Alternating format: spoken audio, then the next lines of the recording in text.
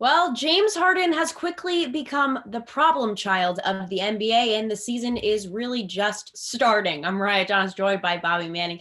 Bobby, the latest news on Harden. Strip club video released. He's throwing a ball at his teammate's head in practice. The list goes on and on. He clearly does not want to be in Houston, and he's doing everything he possibly can to get out of there. What are your thoughts on the latest updates on him? It's a lot, right? Every day there's multiple reports, and this is one of the more abbreviated player situations I've ever seen. We thought Anthony Davis was pretty bad at the end there with Rich Paul hanging out in the hallways and the trade demand on the record that he gave there. Harden, it's a lot of drama. And what do you say? It's not a strip club. It's his bosses or one of his friends becoming a boss or something like that. Like just the weirdest excuse on his Instagram page. And it's not going to stop the league, I think, from coming down on him here. The latest I've heard is that this outbreak that's surrounding Houston isn't stemming from his positive case over the summer or any of the dealings that he's had in the protocol. He has tested negative 3 straight times coming into tonight. So he's still working with the league on whether he's going to be available for this game or not. But it looked like when John Wall is in the protocol, Demarcus Cousins is in the protocol, that Harden had basically spread this around the team. And that's probably still not out of the question. Is this enough time for contact tracing and all that stuff? Who knows? So Harden has had this over the summer. Tim McMahon reported that, and it's certainly possible, depending on the science and how it works, that he could have spread this around Houston enough to put the whole team at risk tonight. Their game is at risk if they can't court 8 players tonight, and that's going to be a big problem with the league. They have expressed in their COVID protocols that you can't be in clubs, bars, those kind of places, and he's done it again and again now. So they got to come down hard on him. They got to set an example here and really just put a lot of this drama to rest, because he's killing his own trade value, and he's just putting the league at risk, frankly, with this behavior. I mean, this is all of a sudden you have one team down on opening night, possibly. Just a horrific start for him and the league, and this drama is getting out of control with him. It's really been disgraceful. It really is. And despite how good he is, that goes out the window when you're hard to work with.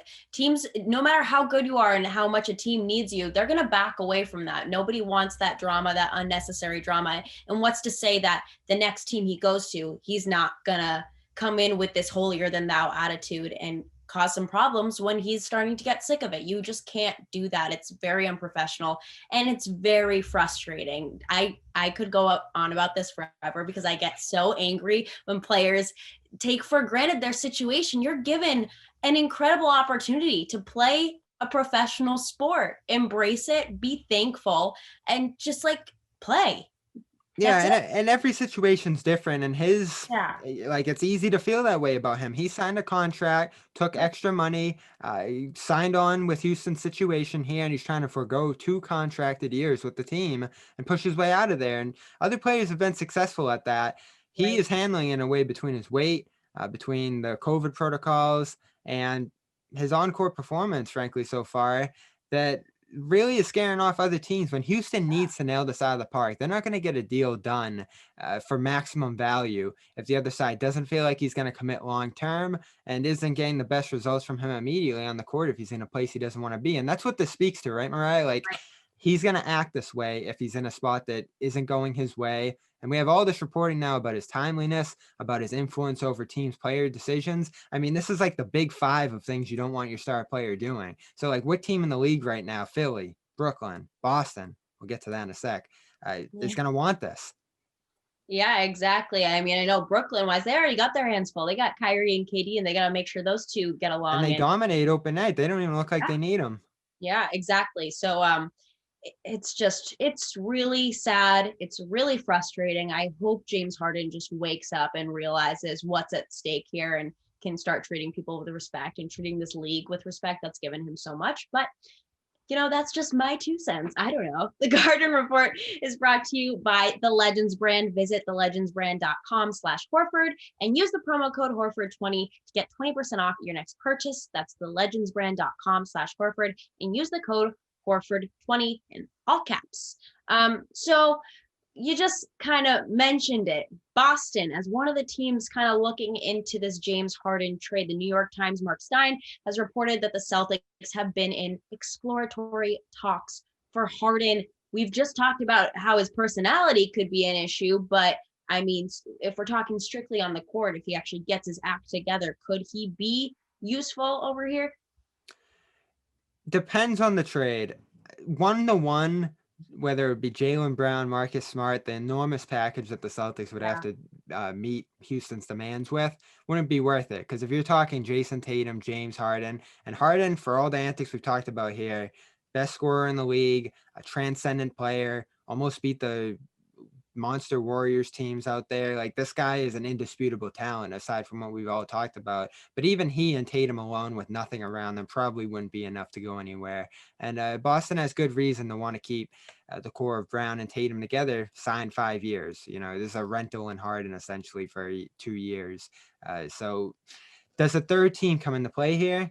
I think that's what it would take for Boston to get it done, for pretty much any other team to get it done here, because the premium assets haven't been on the table. Ben Simmons, Jaylen Brown certainly here, and Karis LeVert in Brooklyn, and even a Pascal Siakam in Toronto. Like, those teams, given the situation that we talked about in the first half of the video, aren't giving up those assets for this right now. So in Boston's case, would you send Kemba Walker somewhere else with a ton of picks and try to get some assets to Houston that way while keeping more of your core intact? Probably still have to give up Marcus Smart or Jaylen Brown in that case, but you could probably keep a little bit more of your core intact, which is what you'd be looking for there. I'm out on it.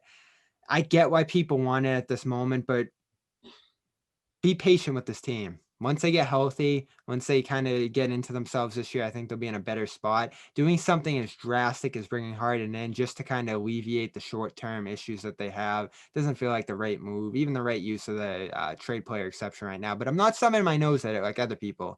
Harden is still an undeniably great talent who could change this team. And there's a reason Boston's talking on him, because it'd be negligent not to. Yeah, absolutely. There's no reason not to explore the possibility, I guess. But as you said, just be patient. We've talked about this before. It's going to be a slow start to this season with the injuries and the younger guys coming in and people just getting comfortable playing with each other. So, yeah, Harden's off the table for me. Personality really kills Getting everything. old too. He really is. I mean, he's still Yeah. in his prime, but he's pushing the end of it now. He is. And he's certainly let himself go a little bit. So we'll see if he goes somewhere else. Maybe he can get himself back in shape, but I don't know. He's pretty miraculous with that. I don't know, like 2 weeks he's back in shape. That is incredible on his part. He knows what he's doing, and it's very frustrating. For all of our Celtics coverage, head to clnsmedia.com and be sure to subscribe to our YouTube.